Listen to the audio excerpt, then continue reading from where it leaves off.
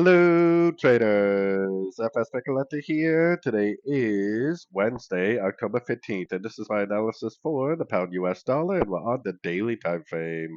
So on the daily time frame, a lot of dollar pairs do look like they're trying to turn up, and this could end up being a running flat instead of an expanding or a regular flat, and it definitely could end up turning back up pretty easily, especially looking at the very high time frames like the weekly and the monthly.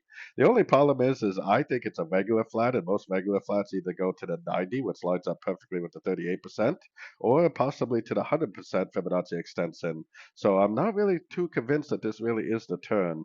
Going down to the 1 hour time frame, this also makes me not really convinced that this is the turn because to me this looks like impulsive up like wave A. This looks like a possible three-way pullback like a wave B. I think this could be a wave C right here. So if we do make like a nice big engulfing move to the downside at either this level or maybe the 123 or the 138, if you get like that nice engulfing move to the downside, then I definitely would take it as a short because the daily time frame is making me think that we do have more downside potential just because we haven't really reached our target for a regular flat. But like I said, it could be a running flat. And if it is a running flat, then we should be very obvious because it should maintain very impulsive movement to the upside if this right here really is a bottom on the daily time frame, which I'm not really convinced it is. So I am definitely still keeping an eye out for some shorts.